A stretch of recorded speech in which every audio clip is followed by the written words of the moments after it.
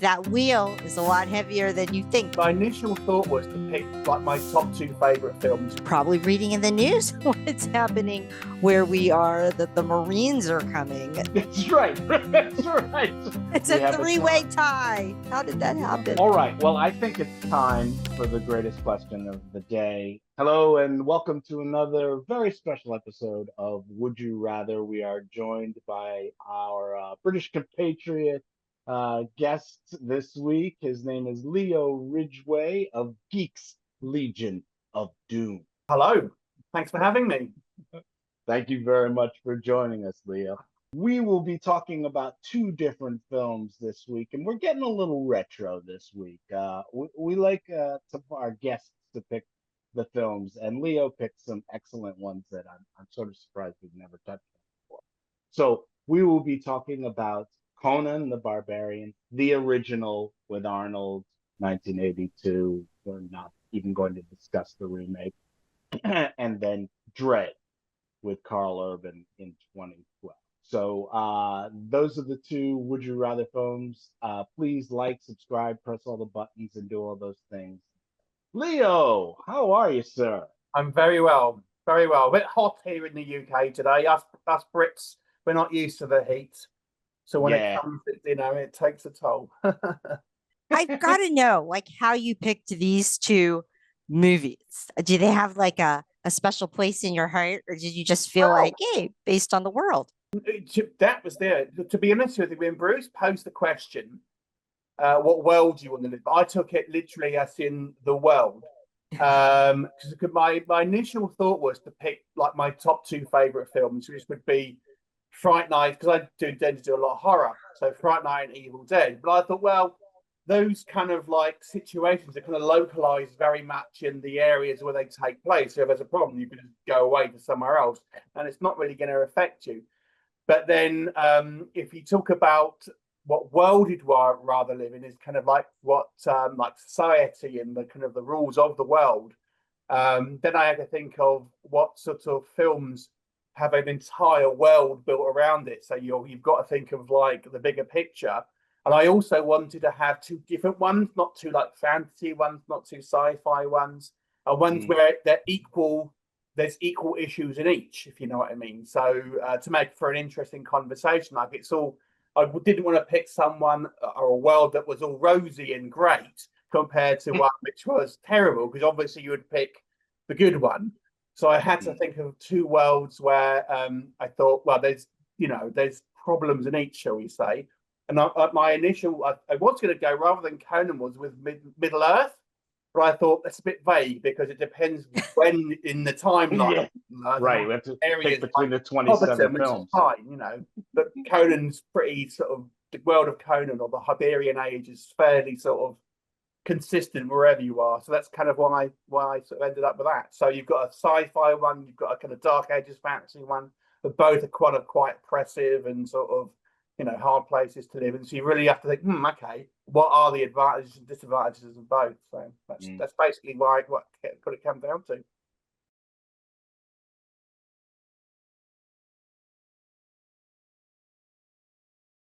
Well, let me just tell the viewing audience how we met.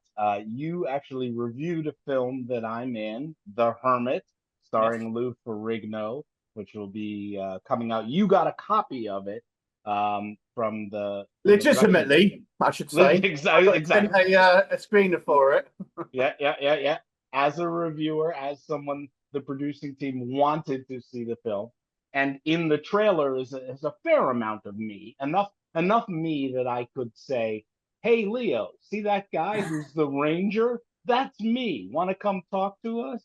And you were very gracious and got back to me, and we picked the film. Thankful that you did. That's exciting. I'm very excited to be here. Excellent. All right, so let's dive in. Let's go with DREDD first. Let's do more modern first. When you said the different worlds, when you said DREDD, I jumped in and said it had to be the Carl Urban 2012 one, because the Stallone one just makes my teeth itch. And the thing that I love about the 2012 one, I just watched it again with my son who had not seen it, is the world creation. It's Yeah. Diego said that it's John Wick meets the Raid, and I thought that was a good synopsis. I don't know. I'm interested to hear from you guys. Like the whole drug use, and it slows down, and the way that it's shot and everything. I just thought it was a stylistically like world built, which is really hard to do in movies.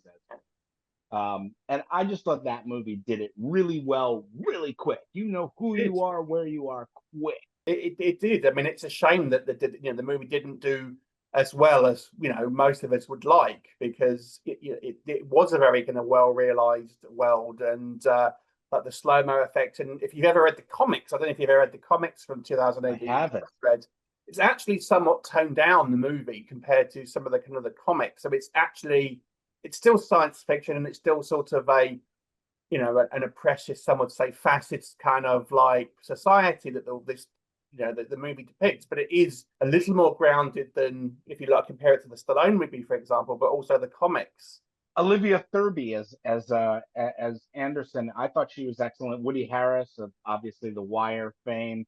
There's a lot of that guy and that gal in this movie, and I think they're all awesome. Like everybody, that's another thing that denotes a good world building movie to me, is all the secondary characters are perfect. Like, yeah, got it. Know exactly who she is. Yeah. You totally want to see more. You want to see more. You want to see more, don't you? And again, it's such a shame. There was talk of a sequel, but or a TV series at one point, I think. But and sadly, it never came to be. But I think that they tapped into that world, and they showed you the glimpses and the little characters, like you mentioned, and it's a lot of like TV, because I think the Travis Scott is the director off the top of my head. There's a lot of TV. Peter Travers. Travis something, yeah. Oh, sorry.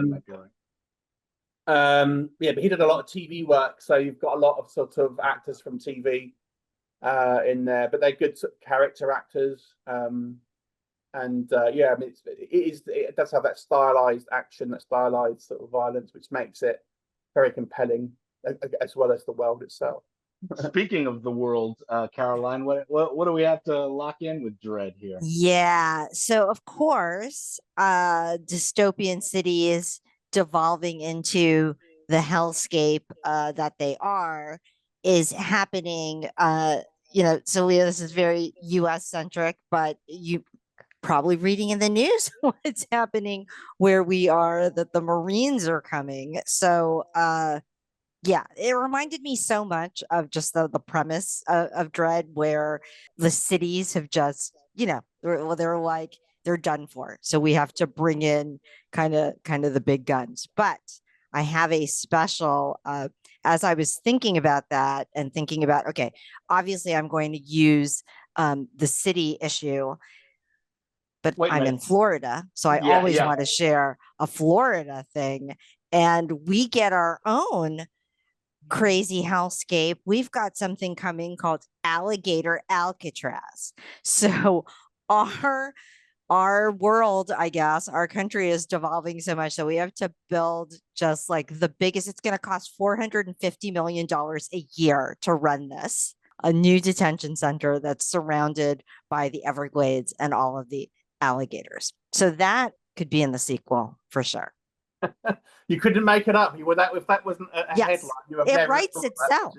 It's usually funny when we do sort of the real world comparisons. Like, hey, this movie's like this, but less laughter today. I must admit, over here in the UK, something we get the headlines, what's happening over there, and think it raises an eyebrow, you might say. Yes. 2 eyebrows, 3 eyebrows. If I had 3 eyebrows, I'd be raising all of them. Yes, for sure. With our eyebrows raised and possibly tongues firmly planted in our cheeks, let's go to our questions about Judge Dredd. So, Leo, as you saw in other episodes, we always ask a few specific questions about movies, and it's not a pass-fail. It's just something that we talk about. So, Black people, Asian people in Judge Dredd, how we do it? Well, I mean, the Asian homeless guy, right? Wasn't he? I got to point that out there in case people forget. We got one. We got one. There isn't a lot, to be fair. Not in the major characters. In all fairness, because obviously you've got the three major characters, the bad guy from armor, Judge Anderson and Judge Dredd. They're all white, but that's that's how they are in the comics. And then you do have some other ethnicities in kind of smaller roles and kind of like supporting characters, but certainly they have stuck to the source material, you could argue. But there's not any major characters, I would say, that Woody Harris as Kay, as the criminal that they drag around, is fairly major in this movie, and he's well, not a lead, I should say. Not a lead. Certainly not a lead. But I do like. I have to say that I liked that it was a dystopian future where every bad guy who came around the corner was a different ethnicity. Like there's like the guy who looks Samoan, the guy who looks black. You know what I mean? A young white woman just running by getting laid out. At least in the future, there's lots of different people, which you don't always see in movies, which I like. Right? Yeah, I mean, again, in the comics, it's a lot of it down to kind of class. So it's kind of like because they in the comics, basically, I didn't really go into too much about it in the 2012 movie, the Carl Urban one. There's basically kind of walled off cities, and then the rest of the world is basically kind of like desert and stuff. And you've got the kind of the top echelons living in the kind of the high rises and stuff, and it kind of devolves into somewhat of a class war necessarily more than anything else to some degree. So that's kind of more what I would say that is the kind of dividing lines with people.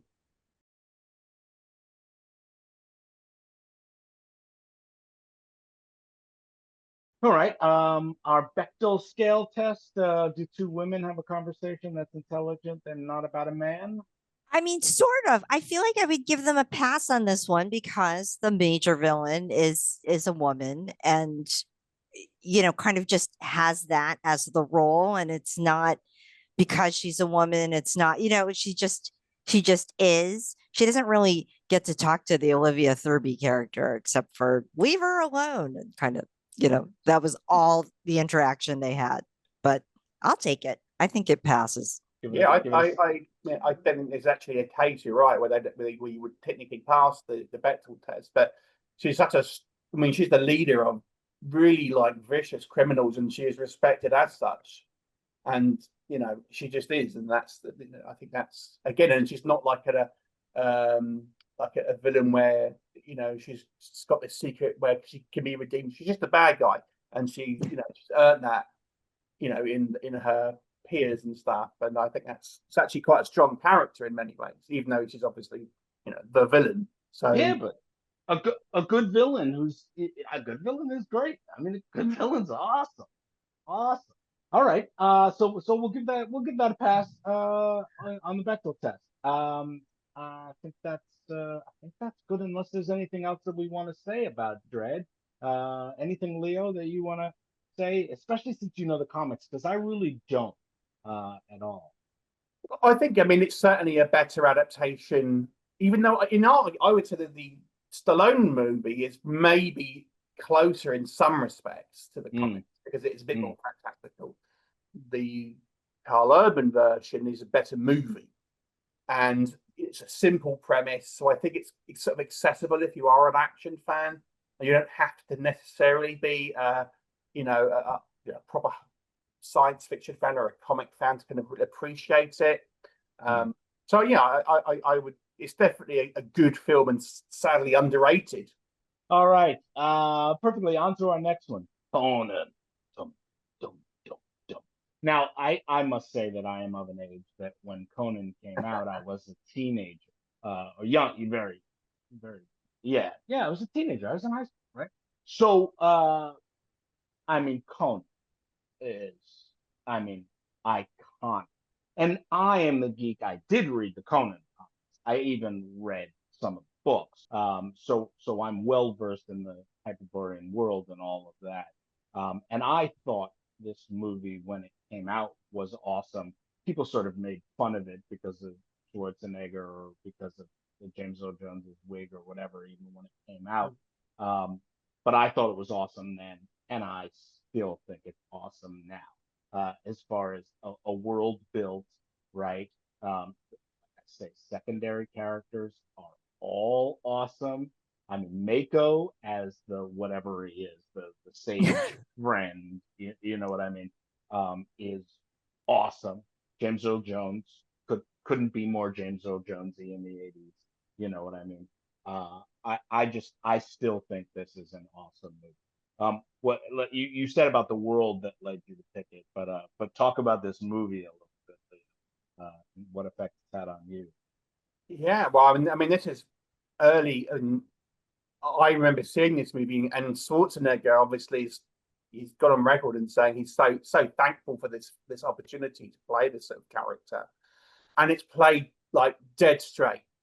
They play it absolutely dead straight, and obviously it spawned a lot of kind of Conan, you know, sort of early mockbuster type films, with especially from Italy and stuff like that.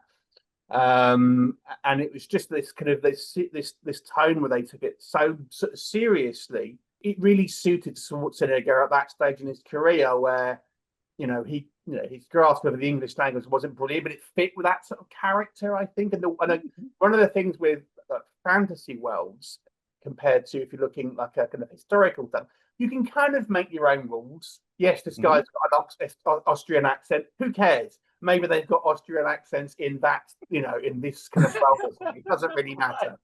Perfectly you done, by the way. You like. As a woman, and I don't think a Hyborian fan. I don't know that you've read the comics and all that. Did you like this movie? Have you seen it before, Caroline, or did you just watch it for this?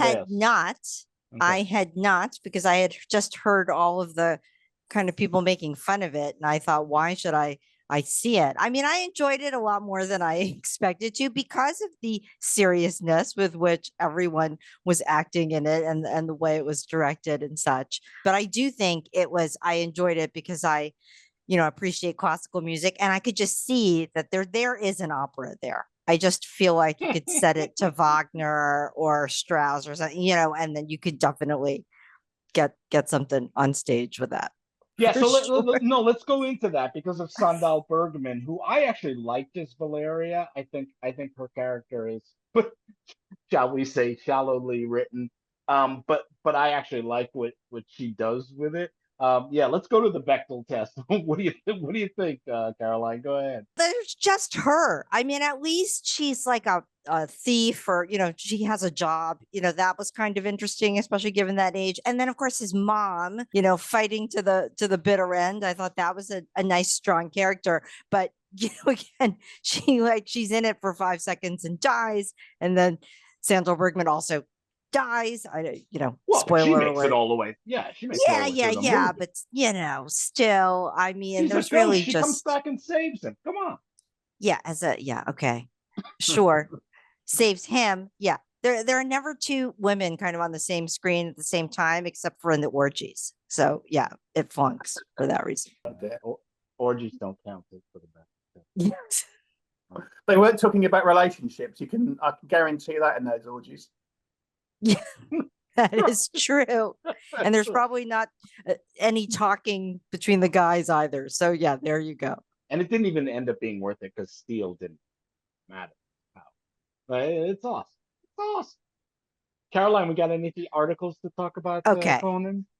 I just jumped all in on the whole snake theme of it, because it is snake season here. Starting in July, we actually hunt Burmese pythons, the really, really large snakes, like the one guarding the jewels. So I said, I don't even need to have a special Florida story. I can have Conan and Florida in the same story, because it's snake hunting season. Starts tomorrow. No, Tuesday. We can hunt them for 30 days. Anyway. Wait. I bet that's more information than you wanted to know, Leo. Sorry to have to introduce you to all the crazy stuff here, but yeah. I have been to Florida. It's the only place in America where I've been to, but I didn't see any snakes or alligators, to be fair. So you missed out. What's up with that? But yeah, apparently we have Burmese pythons, and we can hunt them, and they give prizes for the biggest ones. Oh, I missed the trick, didn't I? The Yeah. real allure of Florida. Right. Yep. Wow.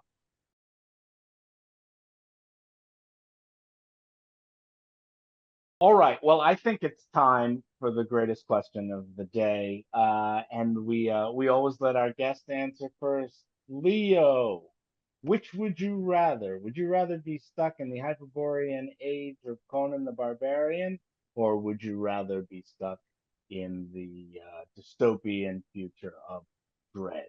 Well, if okay, let me answer it by this. If I was just some guy, not just living in the world, I would say I would live in the Conan age, right? But if I had to be the character, then I would say Dread, because I think I probably wouldn't survive Conan's upbringing if it was, I'd probably Pushing die that on wheel. that wheel that he's going around. So I have a very different reaction, but because like gender is it's such a factor with both of these worlds. So whether I'm a rando or I'm a main character, I would much rather be in Dread. Okay. Like the Conan world, there's no good thing that's going to come out of standing out as a woman, like head orgy lady. No, I don't think so. Or, dying, protecting my village. No, I don't think so. Or, whatever, like there's just no good options. Conan partner thief hot babe. Yeah. Again, spoiler alert, who dies. So yeah, there are no good options. Or I could be the Filipino witch. No good options, right? The Dread world. Okay, so first of all, I could be like a good badass cop, or with psychic powers, or I could be like a badass villain, right? Who's also gorgeous, right? Or I feel like Dread, because they're talking about the hellscape of cities, I feel like there's a suburb like just right off the interstate that's probably gated and pristine. And that's where I would be hanging out. I mean, let's just face it, I would find my way there by hook or by crook. And I feel like I could. So I would take Dread, rando, main character, whatever, for sure. And you would work the economies of the dystopian future to find your way to investment. Yeah, so I'd be an accountant somewhere in the gated community with like nice appliances, and my high-tech stuff would be nice appliances. You'd have your binoculars and just see explosions over there. Just be watching, be like, ooh, ooh. Well done. Can't argue. I would, of course, choose Conan because I am the geek that I am. The world, for Leo's explanation too. I just think it's a better world to probably survive in if I'm rando. But then, even if I am the main character, just being Conan, as cool as Keith Urban is, don't get me wrong, and probably as his house smells better than Conan's does. And he's got antibiotics and all sorts of. He can like just stitch himself up when he gets blown. A bullet blows right through him. He can just stitch himself up right there, which I don't think Conan could do. I still have to go. The greatest thing in life. Yeah, okay, because you're a super fan, but I'm just telling you, like that wheel is a lot heavier than you think. That's not the Wheel of Fortune wheel. That's not the Price is Right wheel. That is that's a heavy wheel. All right, then. Well, ladies and gentlemen, you have your answers. Leo, depending upon who he was, would be in either Dread or Conan. I would definitely take Conan because Conan. And I would definitely take Dread. So it's a tie. It's like that's right. That's right. It's a three-way tie. How did that happen? Tie. So I'd be curious to see what anyone would think in the comments and stuff, and their reasons for it. I mean, I think it's a good and interesting scenario to think about. I think so as well. So please leave us your comments, and we'll definitely try and get back to you on them. All right, ladies and gentlemen, thank you again, Leo, for joining us, and we look forward to seeing you on the next episode of Would You Rather. Click the thingies with the thumbs and join us and subscribe, and then go to Geeks Legion of Doom and see all the wonderful stuff that Leo's doing as well. Bye. Bye. Bye.